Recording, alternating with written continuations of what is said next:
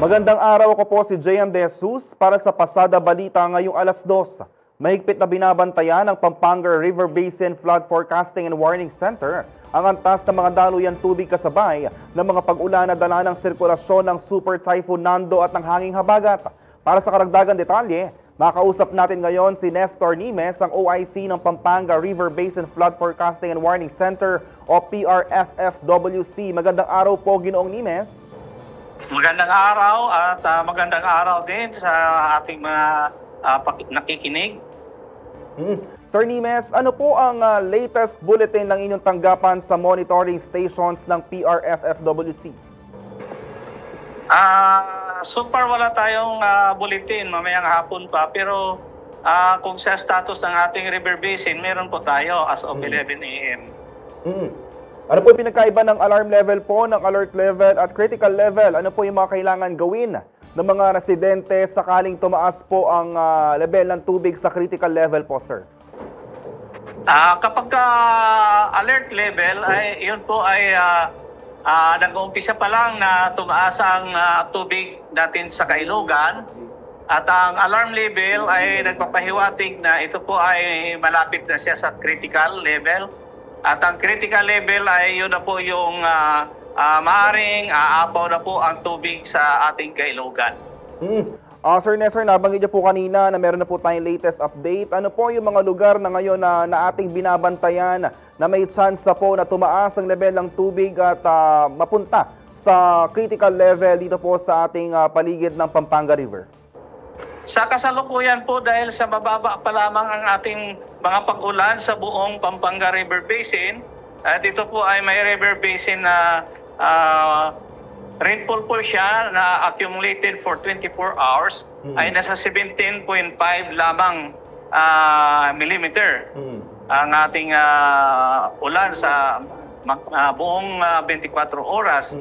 At kapag tutunghayan natin ang ating level ng tubig sa ating Kailogan, ang tumataas po lamang sa ngayon ay ang Arayat na mayroong antas na 5.67. At yung ibang mga level ay tulad sa palagi natin na binabantayan, ang Candaba ay galing sa informasyon ng ating MDRRMO ng Candaba ay nasa 3.9. And then ang mga iba nating mga istasyon ay mababa po lamang ang antas. Ngunit ang sa Saragosa ay nasa above alarm water level na po itong sa Saragosa natin. At ito po ay inaasahan natin na madadagdagan pa ito mamayang hapon o hanggang bukas. Ito po ay may antas po siya na 4.16 which is above alarm na 4 meters. And then ang ating ibang mga istasyon ay lalong-lalo na dito sa may Sasmuan at saka sa Sulipan ay may mababa lamang ang antas. Ngunit tumataas po ito dahil sa high tide. So ito fluctuating siya kapag wala ng high tide ay bumababa din. Pero so far, pagka tutunghayan po natin o alamin ang level ng tubig sa Sasmuan, halimbawa, ay nasa 2.34. At saka sa Sulipan ay nasa 2.44. At ito ay may maaaring na tataas pa ito. Ngunit yun nga sinasabi natin, fluctuating po siya kapag nagkaroon lang po ng high tide. Sir Nimes, lininawin ko lang po, itong mga level ng tubig na binanggit natin simula sa Sasmuan, sa Candaba at yung mga lugar na nakapaligid sa Pampanga River, ay ito ay naglalaro sa normal to above normal level po, no? Ito po ay nasa below alert ang iba. Ang Arayat ay nasa above alert. Ang Candaba ay nasa below alert. At ang Candaba ay nasa above alert. Ang ating Arayat ay nasa above alert din. Ang Saragosa ay nasa above alarm. Kung magtuloy-tuloy po ang ganitong bugso ng pag-uulan, ano po ang nakikita nating mangyayari or forecast po natin sa mga susunod na oras, Sir Nimes?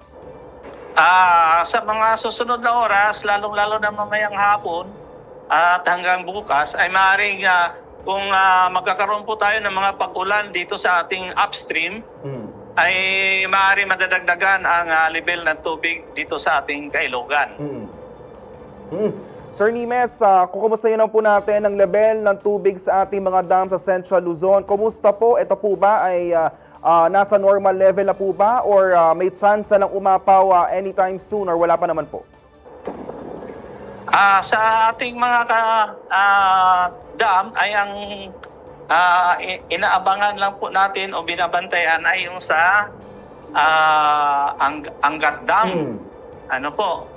So, sa ating Angat Dam, ang level ng tubig natin sa Angat Dam so far ay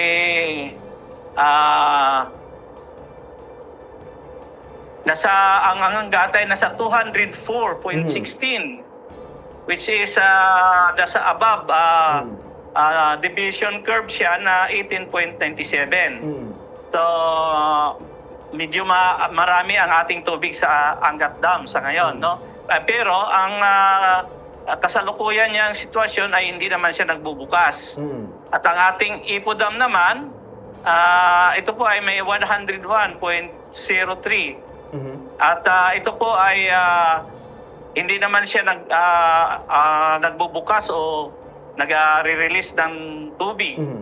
At ang sa pagtabangan naman po natin ay nasa 210.64 na patuloy po itong negatibo sa kanyang roll curve na mayroong antas na negative 4.52. So, Sir Nestor, ibig sabihin po, wala po tayong aasahan na pagpapakawala ng tubig sa 3 dam dito sa Central Luzon?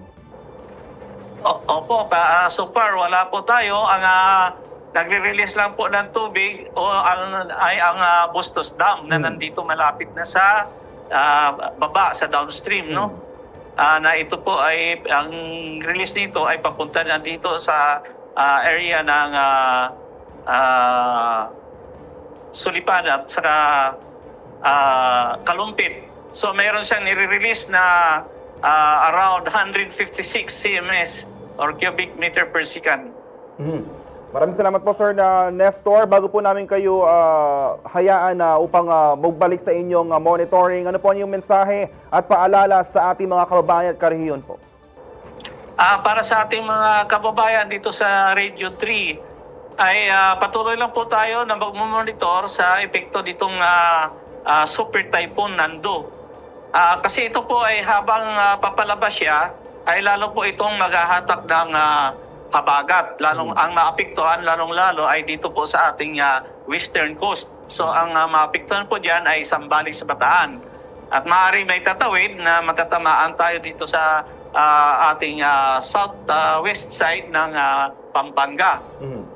So, yun po, dahil ito po, abang lumalayo yung bagyo, tumatawid siya, ay lalo siyang hahatak ng habagat papunta dito sa atin sa Central Luzon.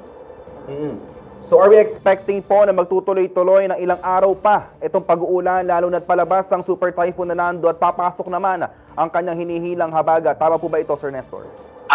Sa mga siguro sa Wednesday, medyo gaganda na ang ating panahon sa epekto ng Super Typhoon Nando at medyo maaliwalas na tayo pagdating ng Thursday. Maraming salamat po, Sir Nestor Nimes, ang OIC ng PRF-FWC. At para naman po sa ibang balita at updates, tutok lang sa Pasada Balita mamayang alas 4 ng hapon. Ako po si JM De Jesus. Magandang araw po.